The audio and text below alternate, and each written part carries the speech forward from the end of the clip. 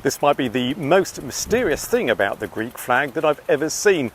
The Greek flag is instantly recognisable with its blue and white stripes, but did you know that people still argue over which shade of blue is correct? Because who knew a flag could cause so much debate over the 50 shades of blue? So I'll be travelling through the beautiful city of Athens. I'll be revealing the history of the Greek flag, the interesting meaning behind it, as well as the correct shade of blue. Welcome to this Greek Flags in 50 Places. But first, let me take you back to a moment in history that cements the Greek flag as a symbol of resistance and pride. So it's the 30th of May 1941 and Nazi Germany is stomping all over Greece, ready to tear them down. But two plucky teenagers, Menelaus Gelas and Aspolosas Santes, had a crazy idea. They would just not sit back and read books while the enemy triumphed. They decided to scale the Acropolis in the dead of the night and yank down the swastika flag and hoist the Greek one there instead. Talk about a midnight flag heist. James Bond would be proud. And this bold move made them instant national heroes and put Greece's flag on the world's radar. But let's rewind to the origin of the Greek flag. And it all started with the Greek War of Independence against the Ottoman Empire. Now, at the time, each unit of the Greek army had its own personalised flag. It was kind of like a football team, but with phoenixes and anchors and images of saints and Philiketria, which was a secret society that played a significant role in the Greek independence. However, there was one common thread. Every flag had a cross which symbolised Orthodox Christianity. But in 1822, the First National Assembly of the Epidaurus decided it was time for a universal flag, so they opted for a blue and white colours. And this flag had two versions. The land flag had a white cross on a blue field, while the sea flag boasted 9 stripes, blue and white of course, with a white cross in the upper left-hand corner. Look familiar? But here are things get interesting because the flag's design has changed more times than a chameleon. In 1833, Greece had a royal shake-up. Prince of Otto of Bavaria took the throne and decided the flags needed a little touch-up. So he added a fancy shield and a white-blue diamond shape topped off with a crown.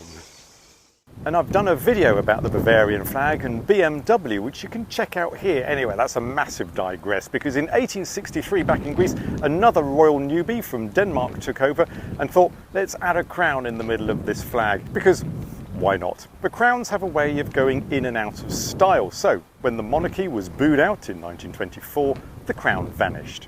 By 1935, when it was back, the crown returned and the cycle continues. A military jaunter took out the crown in 1967 and the sea flag became the official flag. But after democracy was restored in 1975, the simple land flag was back in vogue once more. And that's when the grand finale was revealed in 1978, when the sea flag with 9 stripes made a comeback and was declared the official national flag. But speaking of national pride and celebrations, let's fast forward to today. And did you know that the Greek Flag Day is celebrated on October the 27th, right before Oxy Day, or No Day? But what's the story behind the national holiday? Well, on October the 28th, 1940, during the World War II, Greek Prime Minister Ioannis Metaxas was rudely awakened at 3 a.m. by the Italian ambassador. And this is when the ambassador delivered the ultimatum: surrender to a fascist occupation or go to war. But Mexis simply replied, Oxy, which is Greek for no. And just like that, Oxy Day, when saying no became the coolest thing ever, was born. But there's more to the Greek flag than meets the eye, because beyond its striking blue and white colours lies a deeper story that reflects the heart and soul of Greece. Starting with the colour blue. This represents Greece's sky and seas, which are so stunning that even the grumpiest human will scream for joy. But blue is more than just a colour, because Greece has the 11th longest coastline in the world, with over 500 beaches in total. And it doesn't just stop at beaches, because Greece is sprinkled with blue domed churches topped with white crosses and glistening bell towers. And as you wander through the Cyclades Islands, you'll see white houses with blue doors and windows. But something interesting about the Greek flag is that there is still heavy disagreement over which shade of blue is correct. I'll dive more into this later, but first let's talk about the colour white, which symbolises purity and perhaps the pure frustration of the Ottomans. The fight to break free from the Ottoman rule was filled with revolutes popping up all over the place and little hope for success. But white is also a big deal in ancient Greece, as it is often linked to the gods and goddesses. Take Aphrodite for example. She's usually depicted in white to show her divine connection.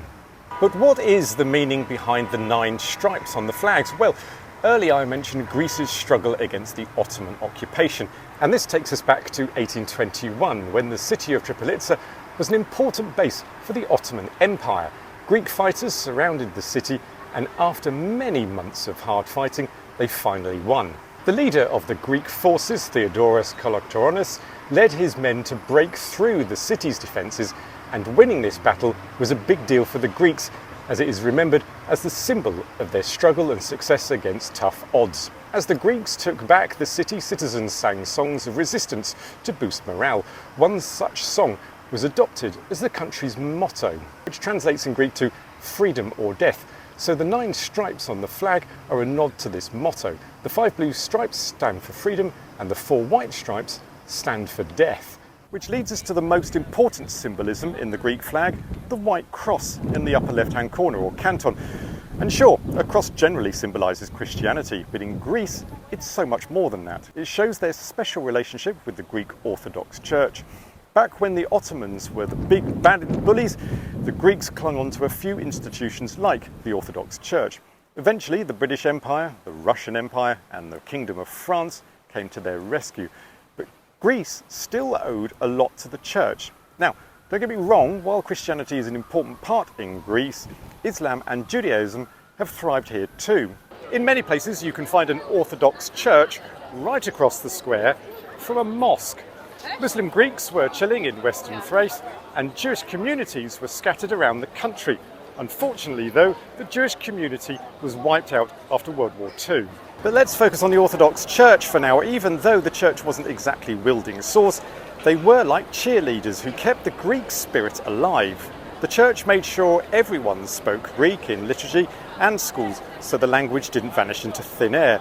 St. Cosmos of Ayatollah, a superstar preacher, also helped. With a cross in hand and a burning desire, he went on preaching tours. And his miracle messages inspired many until his journey came to an end when his enemies conspired against him. They captured and executed him, hoping to silence his influence. However, his legacy lived on. St. Cosmos taught everyone how to do the sign of the cross properly by touching your head, navel, right breast and left breast. And since Father Cosmos is a big deal in Greek history, it's only fitting that the cross became a part of the Greeks' identity. But the Greek cross is different from the one you see everywhere else. Because for a cross to be truly Greek, all 4 arms must be the same length, so this cross doesn't symbolise the one Jesus died on, but instead symbolises the spreading of the gospel to the north, south, east and west. Earlier I asked which shade of blue was correct, and having moved all over Greece, I've noticed 2 blues battling for supremacy: navy and sky blue. And this problem even puzzled the 2004 Athens Olympic organisers. They had to choose an official shade of blue to represent Greece, with each colour holding different cultural significance. There were lots of debates. Some people liked the navy blue for its history, and others liked sky blue for its bright and friendly feel. They held meetings and asked people what they thought. In the end, they decided to blend both colours together. This way, they could show both the tradition and the modern side of Greece in one unified look. So the truth is that there is no official blue. It swings from light to dark blue, depending on if you're feeling deep or breezy, like today. However, the navy blue version has been more popular since the 1960s. But speaking of mysterious flags, Uzbekistan has a very interesting backstory that will leave some of you in awe. So checking out this video next to learn about the genius secret behind the Uzbekistan flag. Bon voyage!